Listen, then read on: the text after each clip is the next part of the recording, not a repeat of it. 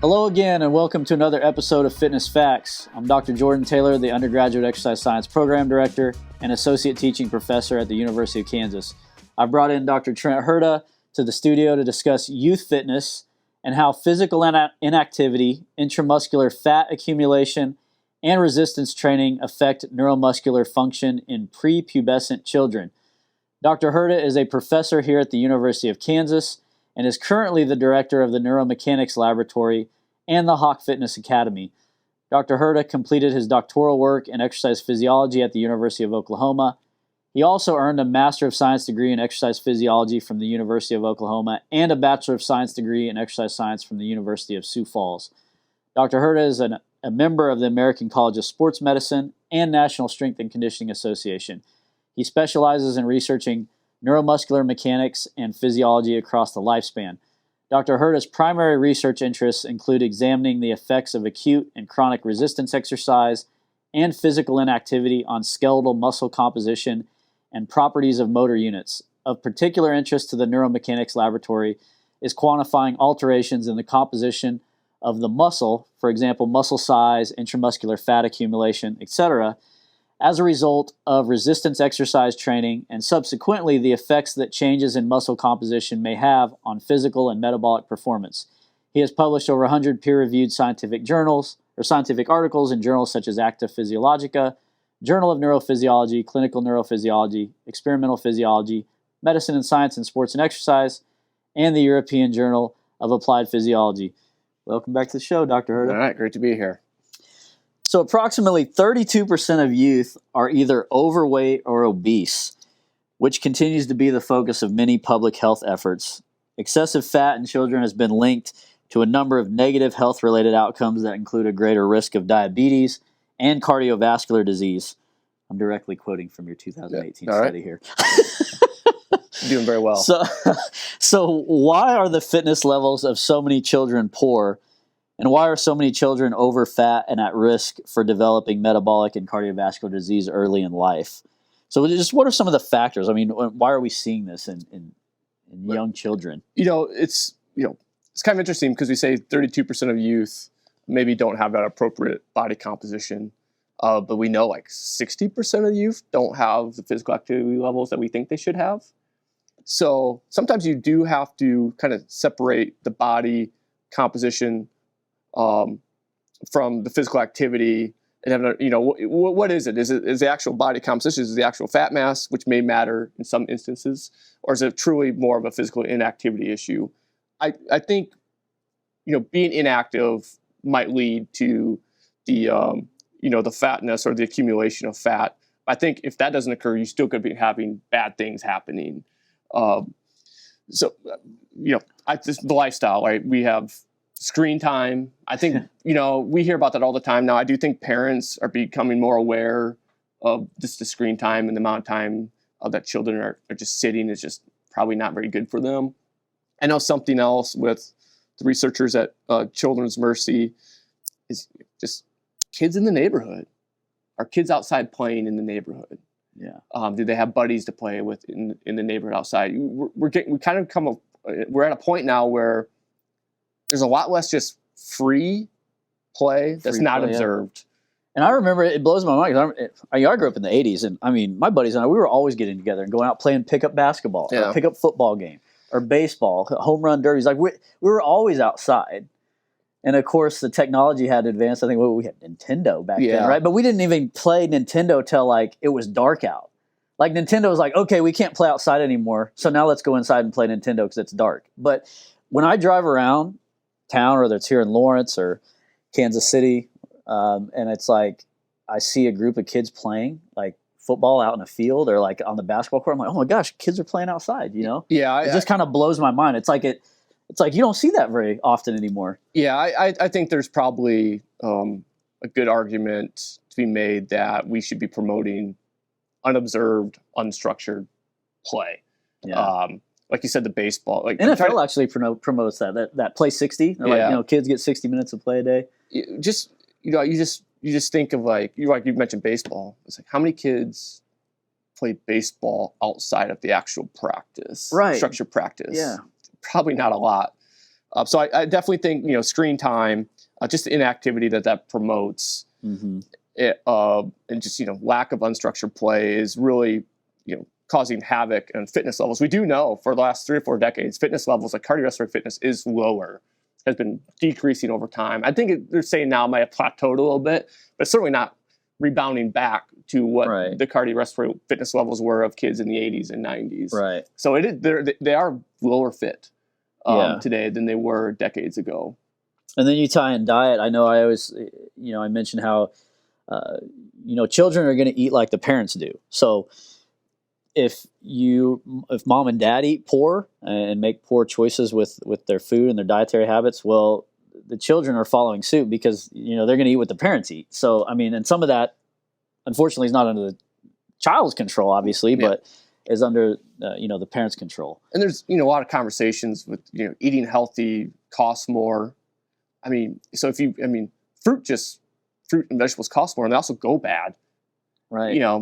Versus the other things that you can buy that you can just put in the fridge or in the pantry, and it's there forever to have and not go bad. So in one way, it's amazing that our metabolism can basically eat anything, and we're good to go. We're like goats. Yeah. Well, we're probably better than them, right? Yeah, right. We could pretty much eat anything, and also we can develop foods that have a massive amounts of calories for pretty cheap, really. Right. In the grand scheme of things.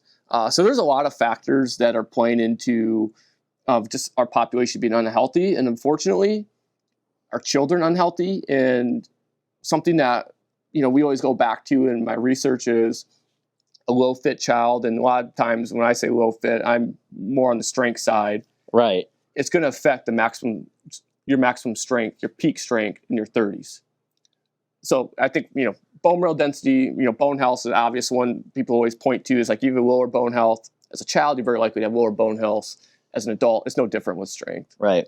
So that's pretty much all, any system in fitness across the board is going to be that way, where you're lowering your peak level of fitness, by being, lower fit as a child, unless there's some intervention taken, right? Right. Lifestyle change. Well, what recommendations do you have for parents, coaches, trainers, maybe PE teachers, anyone else that's working directly with children to improve the overall health and fitness of our youth? Promote, I think, unobserved, unstructured play, I think, is a good thing that should be happening. Obviously, the PE teacher is not going to do that necessarily in the PE class. I also, something that we're working towards is providing kids are sponges. They're sponges. They learn things quickly. We give them more and more in school. They're learning to code at a younger age. Mm-hmm. So they're handling very, what I would call complex, tough things to learn. And when I was younger, they're giving it to them and they're learning. There's no reason why we can't be giving them the skill set and knowledge to be more physically fit. And, we have programs around, that I've been a part of where they're very receptive to strengthening exercises. They're very receptive to doing these types of activities that would promote better fitness. So it comes back to, let's give them the knowledge and the skills, and maybe let's cut off the screen time a little bit. Right. Well, and if they are on, I just thought of this. If they are on their phone, you actually are working on creating an app. Yes. Right. To if I remember right, basically a child would go in and they create like an avatar. Yep. And they can maybe become like their own little superhero within the app. And then it's like the app is motivating them to get more active and to do certain activities, right? Like, I don't know, maybe talk about that, how that works. Yeah. And so, creating what I call a platform that's designed to educate children about wellness and fitness. Here's always been my pitch with this is wellness and fitness is at the intersection of like STEM.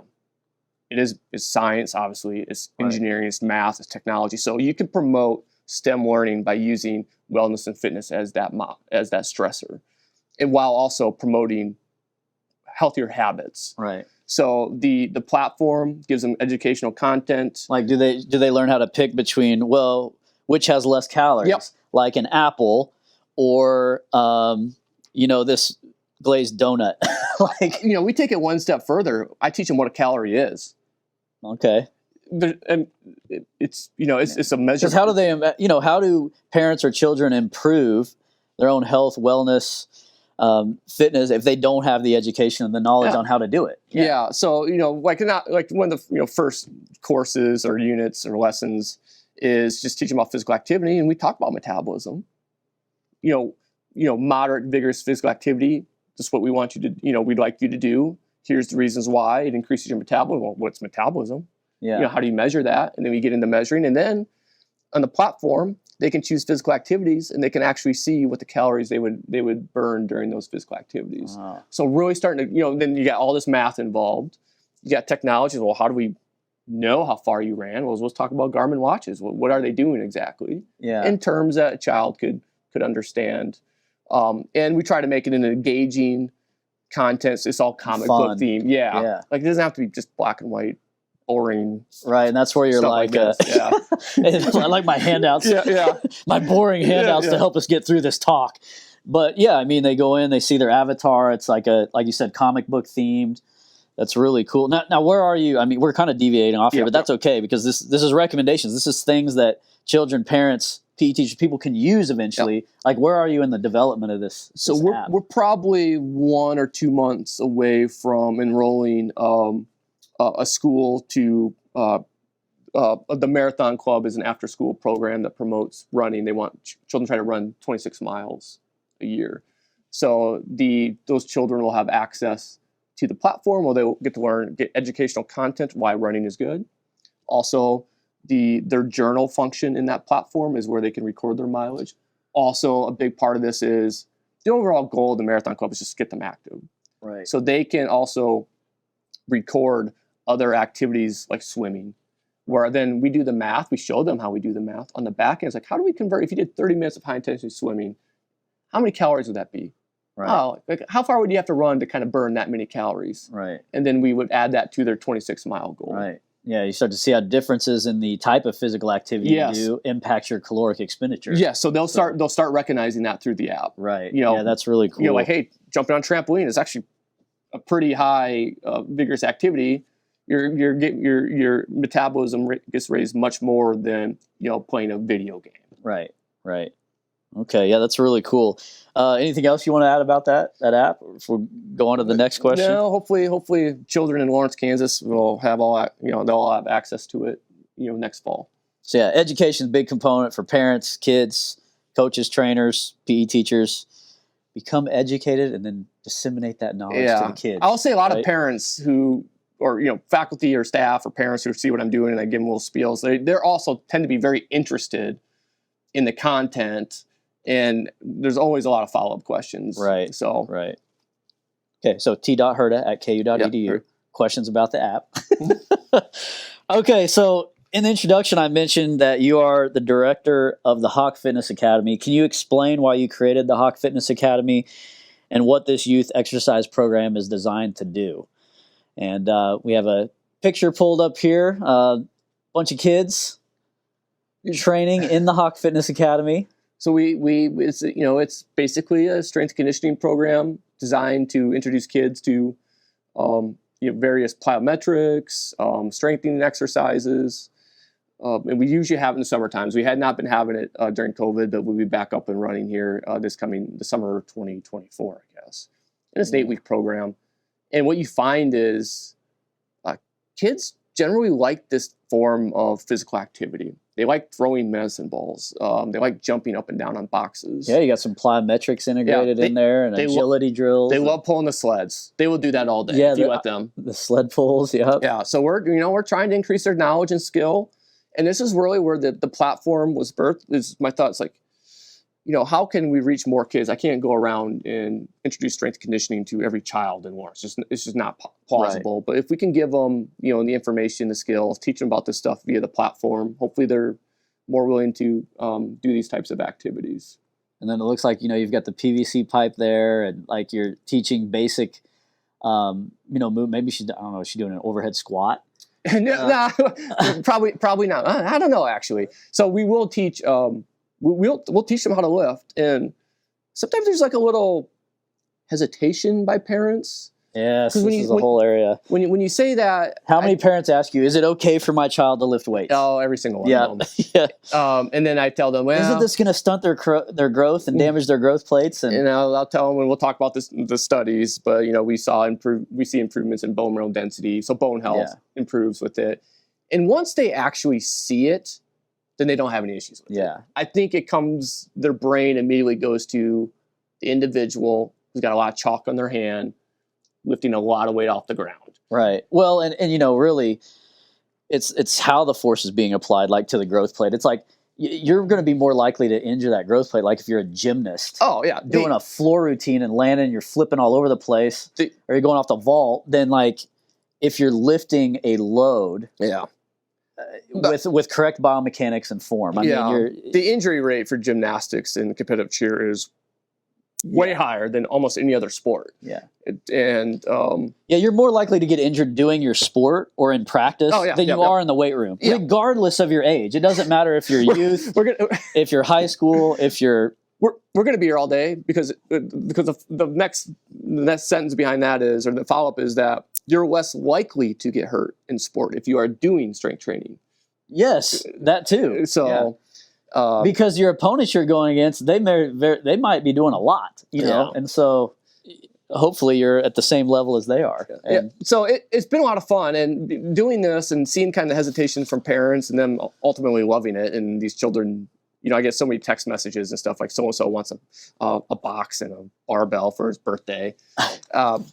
It really was kind of the birth of that platform too. It's like, we need to get more of this information out. Why this could be very helpful to be cost effective and time effective to improve health,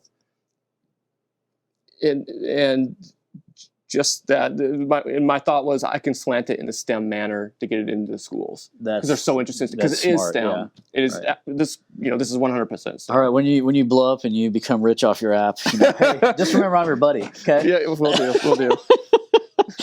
I'm a big supporter. All right. Maybe now just discuss the benefits of participation in the Hawk Fitness Academy. So what, if a parent comes to you or even a child asks, like, how is this going to help me, right? What benefits is my child going to see? Yep. So we have a slew of papers coming out.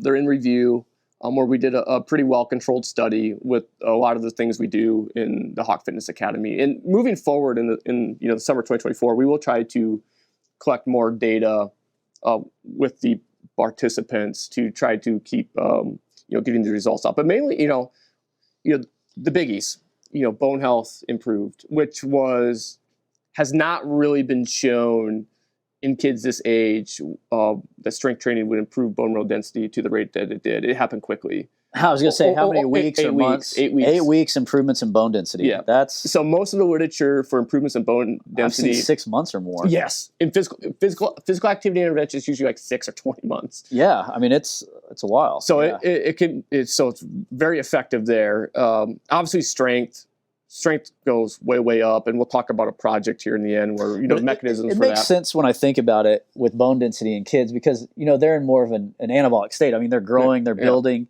It makes sense that it would be a shorter time frame to improve that, 8 weeks versus an adult. Let's take somebody like say that's 20. Yeah, and you typically hit your peak bone mass around between 20 and 30, but they're still laying down bone, just maybe not at the same rate.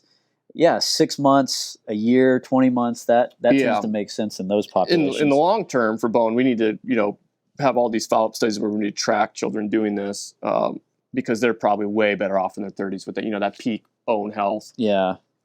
By doing this type of stuff when they're younger. We strength, obviously, we will talk about a project here in the end where we see a positive change in the lipid profiles of the muscle, which leads to improvements in insulin sensitivity, which, whether you may not know what that means or doesn't mean, but they should be at less risk for type 2 diabetes moving forward after doing these types of exercise. So you reduce the intramuscular fat. They're more insulin sensitive, which means they're going to be able to clear the bloodstream of sugar more effectively, which then reduces, like you said, your risk of type 2 diabetes, because the hallmark of any form of diabetes is high blood sugar. So you want that to be within normal ranges. And then the other one, just motor performance. They pick their nervous system is so plastic. They pick up these movements really, really quickly, Right. much quicker than an adult who maybe has not done anything like this before. So, I mean, they're just right at that prime spot Yeah. to really pick up this skill pretty easily. Right. And then, of course, they've learned that skill and they can use it across their whole life. I mean, to their middle age and older years. And we haven't even done the cognitive stuff. Like, are they going to be more likely, more willing to do this later in life because they learned how to do when they're 8, 9? Or then, performance in school and, how are they doing and memory? I mean, there's so many things you can measure. I mean, is there academic performance? Probably. Yeah, it's like one of those classic charts where, physical fitness correlates pretty well with academic performance. Yep. Why that is, I don't know, but it's conceivable that something like this could help that out. Yep, and of course, improvements like you see with the plyometrics, agility, balance, coordination, muscle strength, bone density, lowering intramuscular fat levels. I mean, that's... And I really want to stress, it doesn't take as long as people think either. You don't have, children don't rest. Yeah. So what we would do as an adult might take, 45, 60 minutes type of workout. These kids, we're in and out of there in 20, 30 minutes. Yeah, you keep them moving. Yeah, so it's not... attention span, you've got to. With shorter attention span, it's like keep them moving. So talking 8 weeks, a couple times a week, and within 20, 30-minute bouts, it's really a time-effective way to improve health of a lot of systems. Yeah, I know when I was a personal trainer before I went back to school and got my Ph.D., I'd work with youth, and it was always like a 20-minute session, but we were moving the whole time. I mean, you're just stations set up, and I mean, it was fun, but I mean, that's how they naturally play. I mean, if you watch a kid play, you watch a child play like on the playground when the phone is away from them. It's like interval training. Yeah. I mean, they're here, they're there, they're up on this, climbing on this. I mean, it's basically intervals. We always joke is their central nervous system. And we do it from age 5 to 12, but I'm talking mainly like the 5 to 9-year-olds. That's who usually are in there with us. They have no pacing strategy. Like you could tell them exactly how to pace, they're not doing it.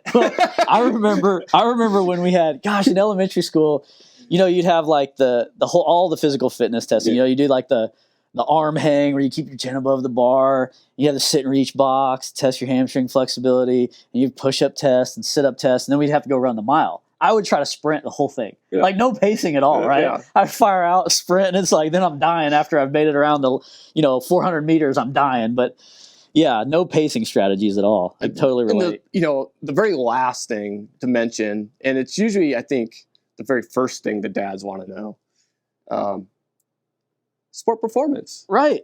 I get we don't measure that in the field with these kids. I get a lot of comments, whether true or not. From parents that, their child is performing better. They're now, in baseball, pushing the ball to the fence where maybe they weren't doing that. Now, whether it's because of this, I don't know. But being stronger doesn't hurt sport performance. Do you have that on a flyer? Like, I'll increase your 7-year-old's exit velocity off the bat. but it literally could. Just measure it. Yeah. I get a lot of those types of comments, and I get a lot of comments like, they think, Jimmy, he carries himself differently now. Like he's walking, like he's strutting through the house. I get a lot of comments like that. So I don't know. More confidence, Yeah. All right. So we'll move on to this next point here. So we're going to talk about motor units, kind of shifting gears. We're going to talk about motor units when we discuss some of your research later in this episode. I can go ahead and explain this. So we'll pull this figure up. Explain what a motor unit is so everyone understands. But what you're looking at here is 2 motor neurons. You see one in red and one in purple, if my eyes are not failing me. But those motor neurons are leaving the spinal cord. You can see their cell bodies there. And then each one of those motor neurons is connecting to some muscle fibers. All right? And you just have to think of your motor neurons and your nervous system as the wiring that activates your muscle fibers and tells them to contract, right? So, those motor neurons, when a message comes down from the brain, travels down the spinal cord, those motor neurons get activated or recruited, we call it, motor unit recruitment. And then in what's called an action potential, it's an electrochemical impulse is going to travel down the red and the purple axon of those motor neurons. And then whatever fibers those motor neurons are connected to are going to contract, because there's going to be a neurotransmitter called acetylcholine that's released from each one of those neurons to the muscle fibers, binds to receptors, and then the muscle fibers contract. Now, you see motor unit 1 and motor unit 2. A motor unit, because you're gonna be saying this a lot later. Yeah. So a motor unit is one motor neuron, which you can see there's a purple one and a red one. A motor unit is one motor neuron and all the muscle fibers it innervates or attaches to. So you can see the purple motor neuron is attaching to 2 muscle fibers, whereas the red motor unit 2, there's 3 muscle fibers in that motor unit. So motor unit 1, there's 2 muscle fibers in the motor unit. Motor unit 2, there's 3 muscle fibers in it, right? And so it's kind of interesting because in different muscles, you may have, with large muscle groups like the quadriceps, there may be one motor neuron innervating 1,000 muscle fibers in that motor unit, right? And then in smaller muscles like in the hands or eyes, you may have one motor neuron that's innervating 5, 10, or 15 fibers, right? So it's just kind of interesting how that works. But anytime you hear motor unit, just think that's a motor neuron. A motor neuron is what gives the signal for the muscle to contract. And then it's all the fibers that motor neuron is attached to. That's the motor unit. And that's how we produce strength. So you activate fibers, and that's where the force output comes from. Right. And we're going to be hitting that up a lot. I think couple things. These fibers in these motor units all differ. Usually, you have some motor units have really large fibers, and usually you have some motor units have really small fibers. So they're not all the same. There's a lot of variability amongst motor units and their fiber sizes and numbers. Like we hear type 2 or fast twitch motor units. Yeah. Those typically tend to be larger muscle fibers with larger motor neurons. The axons are larger, so that the signal's getting there faster, and those larger muscle fibers contract with more force. Whereas your type 1, smaller motor units, smaller motor neurons, smaller fibers, they contract a little more slowly with less force output. Yeah, and we won't. I don't think it'll be too much of a theme, but those small motor neurons with the small fibers, those are your less fatigable fibers. We tend to use those while we're walking, standing around, and we only use those really large fibers when we're doing high intensity activities, and they fatigue very quickly. Right, like a max effort lift, or maybe you're sprinting, or some weighted jumps or something like that. Yeah. So just to familiarize, I know we kind of went on a tangent with the motor unit, but you're going to be hearing Dr. Herda say that a lot. So just wanted everybody to be familiar with what a motor unit is, so you're not like, what is he talking about? Right? I just don't understand. So we'll go on to the next question here. So despite many research efforts, there is limited research that has examined the influence of excessive fat on neuromuscular function in children under the age of 10 years. So to address this gap in the research, you published a 2018 study in the Scandinavian Journal of Medicine and Science and Sports titled Examination, and we can pull up this picture too, Examination of Muscle Morphology and Neuromuscular Function in Normal Weight and Overfat Children aged 7 to 10 years of age. So I guess, can you kind of talk about the purpose of this study? So, this type of question has been asked and been researched in older populations. And, we kind of had a thought, it's like, why hasn't anyone really looked at what I'm going to call just like neuromuscular function in youth that might have, the overweight, children who are overweight versus normal weight hadn't really been conducted like it has often in the aging population. So that's where we came from with this, and this is the first, I think, probably to record motor units. Ultimately look at neural activation of the muscle in this population. You would think maybe the fatness, not sure where it's coming from, whether it's maybe inactivity, but would that also promote an environment of lower neural activation? So meaning their motor units would not be activated as much, they'd produce less strength. Or maybe because they're not physically active, they're never activating those large fibers, and maybe they don't have an efficient process of activating those large fibers. Right. Does the accumulation of all this intramuscular fat in the overfat children negatively impact the ability for the nervous system, the motor units to be recruited and turn on and activate the muscle fibers to produce force. And then, like you said, is it really affecting maybe those larger type 2 motor units and type 2 fibers, which if you can't activate those, you're going to have trouble producing force. Yeah, well, at least significant amounts of force. Yeah, and if you're having trouble activating, what's happening to those fibers in 10 years? Right. They're not going to be there anymore. Right. We would suspect, or they'd be, not performing very well if they were ever activated. I think the thing here is this was early on in this research. I think I keep coming back to two things. What is fat? Okay, what is it actually doing? We do know that large deposits of it in the muscle does mechanically reduce strength output. Right. Because fat is not contractile tissue. It doesn't have contractile proteins in it. It can't contract. Yep. So we do know that. And it's the part is that connection with the lower neural activation. It's like, okay, where is that really coming from? Is that because of the deposits? Is there deposits causing inflammation that's reducing, central mediated, central drive, neural drive, or is it because, they just tend to be more inactive, and that's why they're having difficult times with neural activation. So we're trying to still cover that area. It's like, what exactly, why is this happening? And this is the first time we saw it. We've seen it 2 times since. We keep seeing the same thing pop up. So there's kind of, there might be more than one underlying mechanism that's resulting in this population. I never thought about the inflammation, but that's interesting because we do know that fat cells, they don't just store triglyceride. I mean, that's one major function of a fat cell is to store triglyceride, storing fat.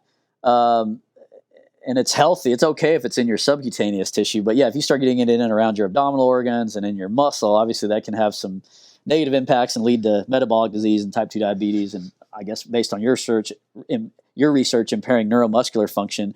But it's like the fat cells also, as they've learned, they release adipokines. Yep. And adipokines and cytokines. You can have these inflammatory chemicals or molecules being released. And that'd be interesting. I don't know if there's any research out there on that. Does these inflammatory mediators that fat cells are releasing as they're stretched and filled with triglyceride, is that possibly impairing the nervous system's ability, these motor units to be able to be activated and then turn on the muscle to produce force? Yeah, I mean, very potentially. We see that in rodents.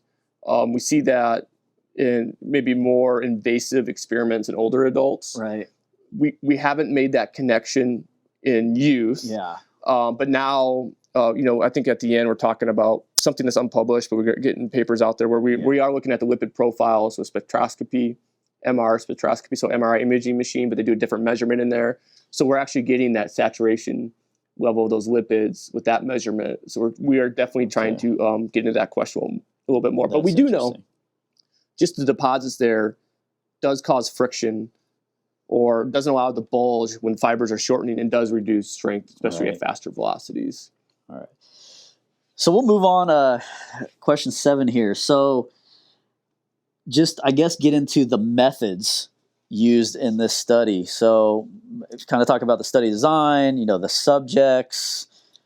Girls and boys. So we'll pull up picture 3. Yeah. So prior to puberty, we've been hanging out in that area prior to puberty. We were interested if these deficits are occurring at this stage in life, what that really ultimately means later in life or during puberty. Right. So during puberty, we know it seems to be the rate of muscular growth or neuromuscular development, for lack of better terms, might be influenced by that environment of the muscle prior to puberty. And I think a lot of people would say, or other researchers, metabolic researchers with insulin sensitivity, insulin resistance would probably tell you the same story. Right. So we got mainly 7 to 10-year-olds. Most of our research is in that age range. We're doing percent body fat with DEXAs, muscle cross-sectional areas with ultrasound. Also, the ultrasound we get a value, a value that represents the color of the screen that will give you echo intensity. That's called echo intensity, which gives you an indirect marker of fat in the muscle or non-contractile tissue in the muscle. Then the other The other thing we really did in this project is we did isokinetic testing. So we did muscular power testing on the dynamometer, so leg extension. And then we also had them play a tracing game on a computer screen with EMG sensors on for purposes of motor unit decomposition. So we did a lot in this project. Yeah, this is a lot. It is a lot. So So body composition, isokinetic testing for muscular power. We did. And that was the leg extensors. Yep, of the leg quadriceps. extensors. And then we did some isometric tasks to measure motor units, the activation of motor units. Okay.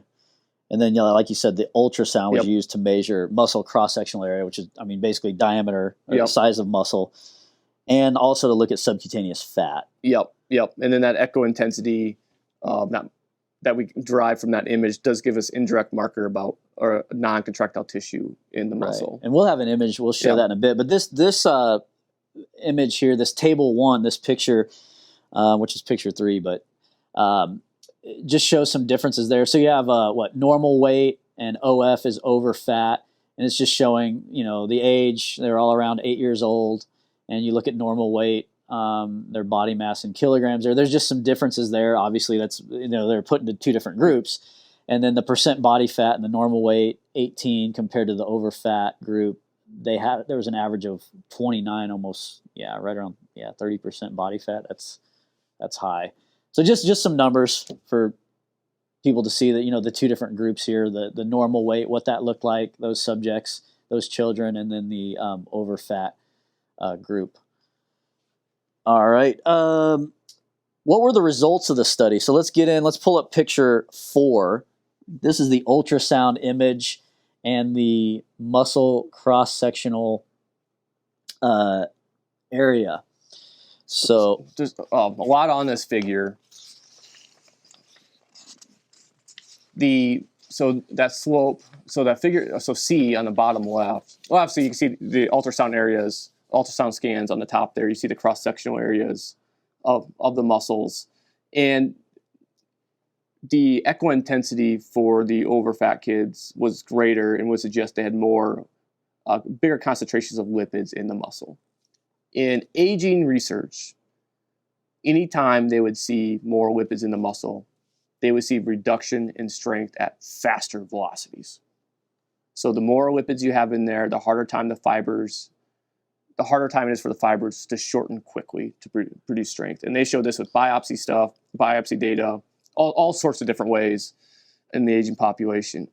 Ultimately, these figures just demonstrate the same thing. Gosh, and children, you can see how that could impact, like a dad, like sports performance. Yeah. It's like, okay, if you have a child that is over fat, they have more fat accumulating within the muscle, and it's going to impair the muscle fiber's ability to shorten at a faster rate. Yeah, very much a mechanical issue. Yeah, then, how are they going to be when they have to do some explosive movement on the field, or they have to sprint, Yeah, it's not an ideal situation, but this was really the first time that we demonstrated something we see in older populations in very young children. Yeah, right. Yeah. So the figures may be a little difficult to understand, but there's a greater loss of strength at faster velocities with the children who had a greater amount of fat, and that associated with the amount of fat indirectly measured with the ultrasound. And you can see, I guess, if just looking at picture A and picture B, so that's the ultrasound images of the vastus lateralis. So that's the outer thigh muscle of the quadriceps. So it helps extend the knee. So that's the vastus lateralis image of a normal weight. So that's figure A. And then an overfat participant. So you can see, I guess it looks like the area you have the dashed line, that's the muscle. Yep. That's outlined. But then if you look in figure B, there's much more fat, intramuscular fat, and a thicker layer of subcutaneous fat in figure B above the dashed line. Yeah. So ultimately in this project, this doesn't always happen for us, but in this project, the kids who were overweight did have larger CSAs. Right, and you can see that. The dash area, that muscle, it is thicker, larger, just by looking at it than in figure A. But they might have had larger muscle cross-section area because they're carrying extra weight around. So they've got to move. Well, I mean, could that be part of it? We're kind of proposing that it's just because they just, that could be part of it. But one function is certainly they have more lipids there. Right. So so I think in this paper, we may normalize to that equiintensity, which is the indirect marker of lipids. And there's been no differences in CSA, no differences in muscle size. That is a comment that is prevalent in the literature is, larger CSA is because they're carrying greater load, potentially. Or is it because there's more intramuscular fat? Yeah, and we had this little conversation before we started rolling where increasing muscle size is actually kind of difficult. It takes discipline. And simply walking around with a greater load is not going to increase the size of the larger fibers. It doesn't in adults. This is a group, by the way, that hypertrophy is tough.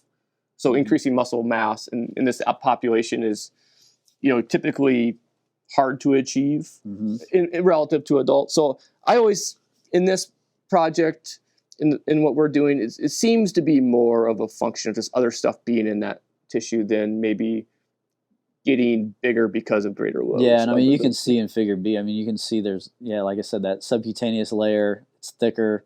There's more intramuscular fat. At least it looks like I'm not an ultrasound expert, but at least that's what it looks like. Yeah, it's a drastic difference in the color of the muscle. The color of it. And our current measurements we do with spectroscopy and MRI, so we get even clearer pictures of that now. Yeah. All right, well, let's go on to picture 5.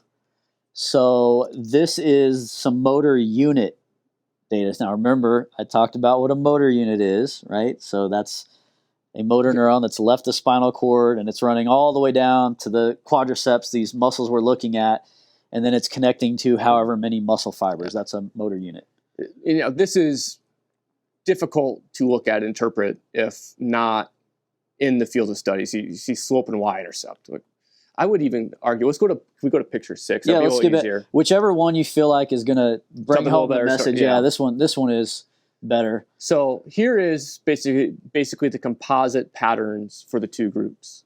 So you can see these lines have y-intercepts and slopes. So that previous figure was the y-intercept slopes for each individual subject. This is the composite.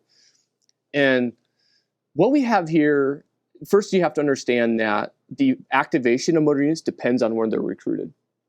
Right. So smaller motor units are more active and have greater firing rates than larger motor units, which is not easy to think about graphs sometimes. So in this project, and then really in 2 projects since, we've had the same thing happen. When this happened, I had a hard time understanding what this meant. It would appear because of the lack of variability in the firing rates of the group that were overweight or who had more fat, they were having a more challenging time activating their large fibers in this contraction. So that narrower range is we think indicating the fact they're not getting to those large motors that have lower firing rates. Does that kind of make sense? Gotcha. So we have seen this a couple more times, and we've tried to manipulate our contractions a little bit to try to tell that story a little better. For the most part, our data would suggest that this population is having a difficult time getting complete activation of their muscle. Okay, yeah, makes sense. And when you talk about when he talks about words like motor unit recruitment, there's 2 ways our nervous system it produces force, and this is how it regulates it. So you have to recruit motor units. You have to turn on those motor neurons, and then those motor neurons tell the muscle fibers to contract. That's recruitment, like flipping them on. And then firing rate. So this is how fast what are called action potentials. So neural impulses are being sent, from the spinal cord down the axon of that motor neuron to tell the muscle fiber to contract. So that's firing rate, right? How fast those pulses per second, those action potentials are getting to the muscle fiber. That's 2 ways we control force, right? You recruit more motor units, you turn on more motor units, you're going to activate more muscle, produce more force. Faster firing rates, generally, this is where it's kind of murky with firing rates on force production. But so it's it's motor unit dependent. Yeah. Just because you increase the firing rate of a small motor unit doesn't mean it's going to summate into more strength or force. Right.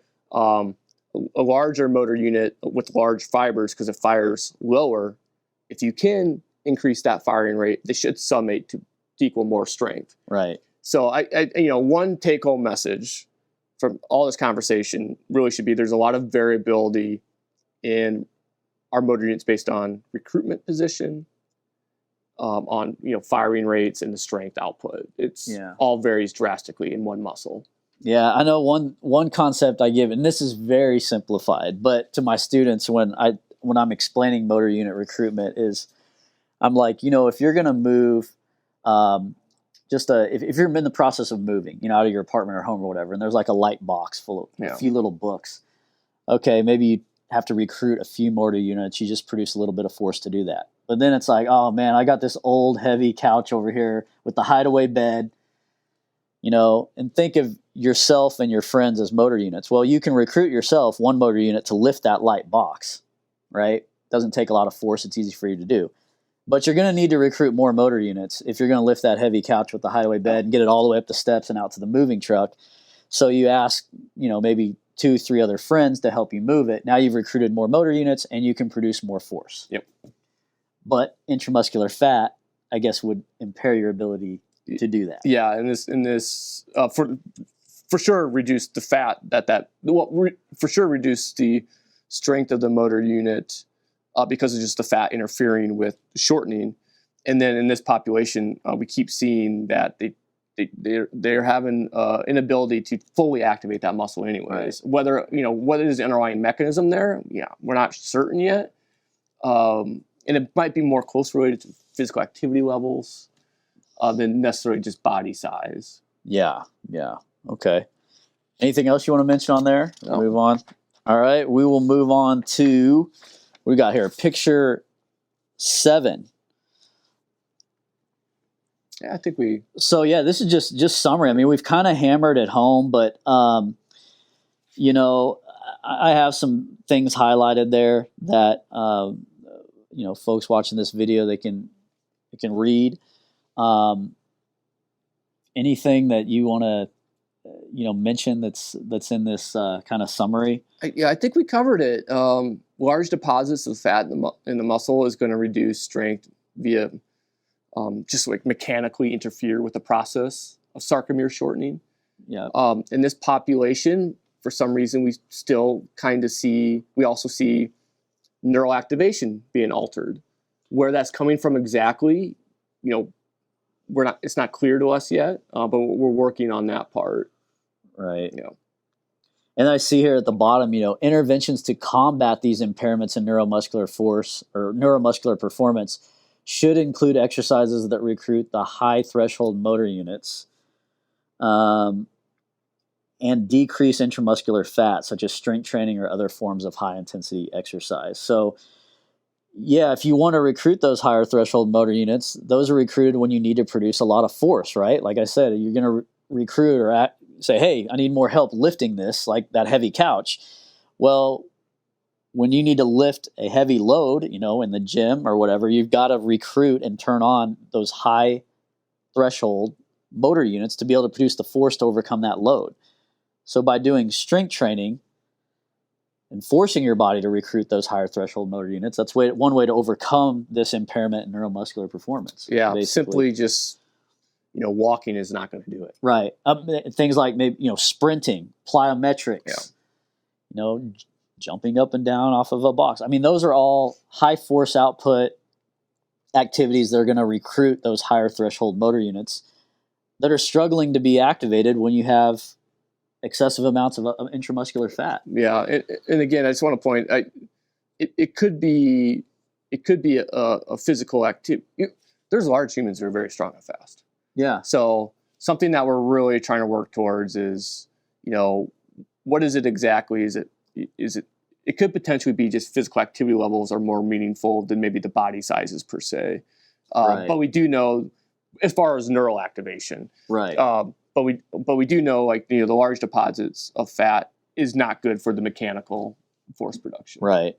Yeah, and I know there are There's a lot of definitely caveats here. after playing football. Now, of course, this isn't youth, but some of the guys you and I know I played football with. They're large individuals; they can move very fast. Yes, yes. and I know there's some intramuscular fat in some of those individuals. So Yeah.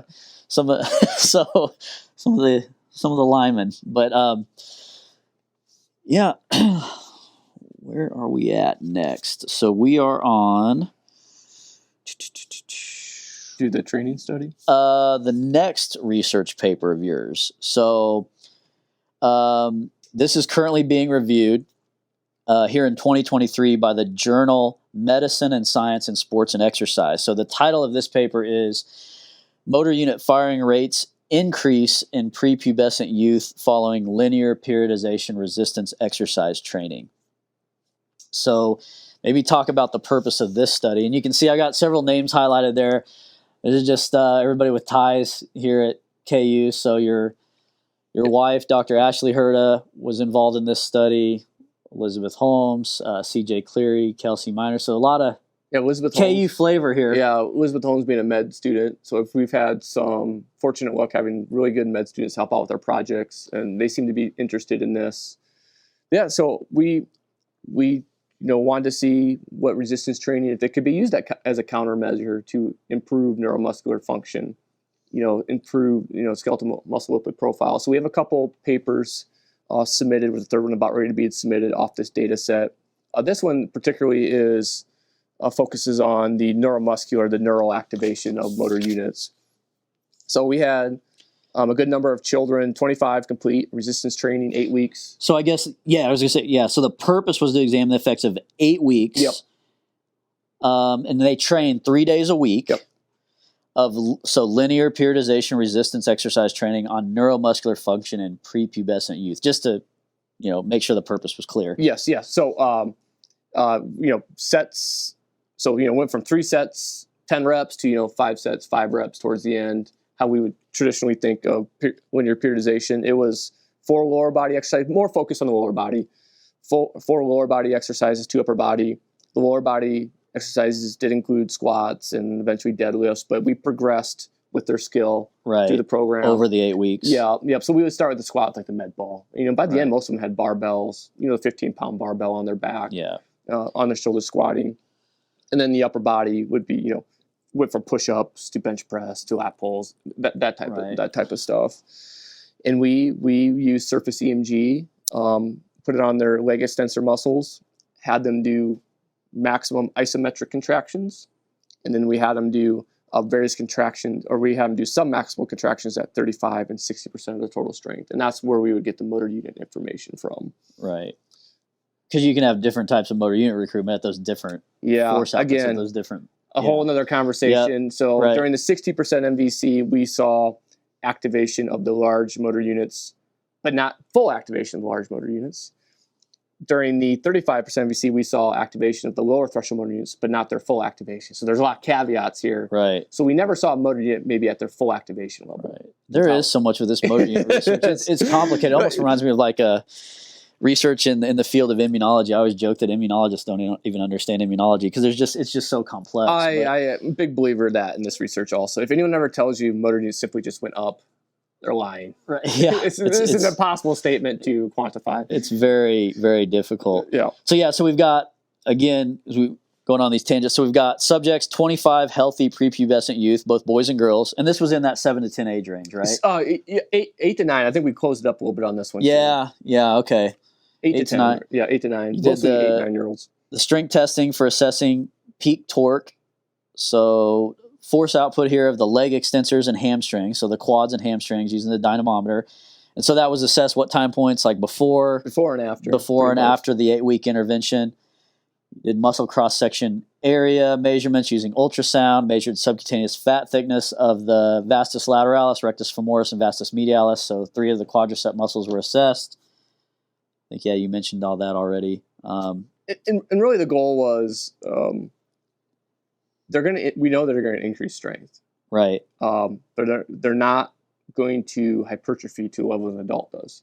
So where do the increases in strength come from? Right. Everyone always says it's neural in nature. Well, no one's actually everyone hypothesizes at the level of the motor unit is a likely place Right. that's resulting in increases in strength, but no one has actually done it before. Right. So we, at the level of the motor unit, want to see do they increase the firing rates of their motor units, and that's why they get stronger and not necessarily get bigger fibers. Right. It's neural adaptations, right? So Yeah. they do the 8 weeks of strength training, the nervous system adapts. Do those motor units, maybe they get recruited easier, they fire at faster rates. And, if they're firing at faster rates, you think, and then the recruitment is up, that you're going to get more force output. And so more force output means you're stronger. But it's not like the skeletal muscle cells and fibers were hypertrophying and getting larger, which is what you would see in someone that's maybe been training for several months, but they've went through puberty or they're an adult, right? You're going to see that adaptation eventually occur. But it's like, well, does that happen in kids after 8 weeks? So that's what you're getting at here. Yep. And so I guess if we pull up the results, let's go to picture 9. So here you can see, so I guess this is just showing isometric maximal voluntary strength. Of course, that's measured in newtons there. Pre and post resistance exercise training. Yep, and it went up as expected. Very similar percentage as we see in adults. I should also say, this training program we did for this is the exact same training program we do in adults. So one of the flaws of the resistance training children's literature is they never really match anything that we do in adults. It's always a little altered. But so we did see. Well, if you don't match the training program to what the adults do, then you're comparing like apples to oranges. Exactly. I mean, so you've got to put the kids through the same training program as adults to determine if what you're seeing is similar across the lifespan. Yep. So we did that, and their strength increased to the same extent that we typically would see in adults, with no changes in total cross-sectional area, unlike what we see in adults. Yeah, so the bottom row, those two graphs where it says total CSA, that's measuring the muscle size. And you see from pre to post, it looked very similar. There was no changes in muscle size, but then you're like, oh, their strength went up, right? Because the top row, isometric strength, it's going up. So that's where you see the bracket with the little asterisk in it. There's a significant difference post 8 weeks of training compared to pre. So wait a minute, their strength went up, but their muscle size didn't increase. So why'd they get stronger, right? So we'll keep going on with the story, I guess. So let's go to picture 10. I don't know if you want to talk about this one or not. You want to? I think we'll go get to your slopes, or we go to whatever figures you see, because this is still in review. Let's go to figure 5. I think we'll tell probably, Okay, so picture 12. Let's pull up picture 12. Yep. Oh, yeah, excuse me. You got picture 12 on your deck. All right, so this is kind of similar to what we saw for that first publication we talked about. So you see basically these firing rates of these motors across recruitment threshold. It's just depicted a little bit differently than how we did for that other paper. Ultimately, what will happen if you look on the left side with resistance training, at the moderate intensity and the higher intensity contraction, the firing rates of the larger motor units increased post-training. So we suspect some of the strength gains was they were activating more often their larger motor units. In the picture on the top left with the resistance training, we actually didn't see an increase in firing rates of their smaller motor units. Right, the type 1 fibers. So we saw that those later recruited motor units were increasing in firing rates. And for the controls on the right side, we didn't see that. Right. So we really saw for the first time what a potential neural adaptation at the level of the motor unit is that results in kids getting stronger in absence of large hypertrophy. Yeah, you see that the dark circles under the resistance training RET groups. That bottom, I'm looking at the bottom left graph. You can really see those black circles, filled in circles. The firing rates are higher for 8 weeks post resistance training versus the gray circles. It was pretty darn consistent. It was effect size, I believe, was pretty large. And I just have to say this: we do not see this in adults with our data. In adults, we don't see now. This is college age, active, maybe not committed to strength training, but in that population, we do not see increases in firing rates. We see increases in muscle size, Right. but not neural adaptations like we're seeing. So these kids we saw basically the exact opposite. Okay. Yeah, that's very interesting because a lot of texts, even ex-phys texts, they'll the way it's worded, they'll say, the first 8 to 12 weeks of strength training, you're going to better be able. Now I'm talking adults here, Yeah. like or college age students even. You're going to be able to recruit more motor units, which means you're going to recruit more muscle fibers and produce more force. You learn that. Plus, you just get more coordinated performing the strength training exercises. And then after 8 weeks or 12 weeks of training, that's when you see the muscular adaptations, the increase in size. But they'll generally say, you're able to recruit, your motor unit recruitment improves and your motor unit firing rates change in that first 8 weeks of training. I mean, I'm not totally discounting that. I think it's very population specific. There's not as many of those studies been done as you think either. Yeah. I have a review out. And then it's what are the techniques they use in the studies to assess it? Because that's where it can start to get murky. It's like, well, if one study used this one technique and another used that, well, Yeah, exactly. So, I'm not saying 100% that's the truth, but when we run this program... So basically, I'm sorry I cut you off. So it's like there are neural adaptations in college age and adults that occur in the first 8 or 12 weeks of training. They also occur in children during the first, during this 8-week study. However, when you get down to the nitty gritty of what type of neural adaptations there are, they're different. Yeah. Right. Yeah. And I could tell you there's other motor performance adaptations occurring in these kids too that help them get stronger. Right. I mean, coordination is not just increased firing rates or neural activation. There's lots of stuff happening there. But we did see increases in neural activation during these simple isometric tasks in these children, along with lots of other things in other papers that we're not discussing today. So bone health went up, skeletal muscle lipid profiles adapted in a way you'd like to see it adapt that you think would promote better insulin sensitivity, reduced concentrations of lipids. So all those things happened too in these children. But the muscle did not get bigger. It did not. Yeah. So they got stronger because of those motor units and their ability to fire at faster rates, and that allowed the muscle to produce more force. So, cool stuff. Well,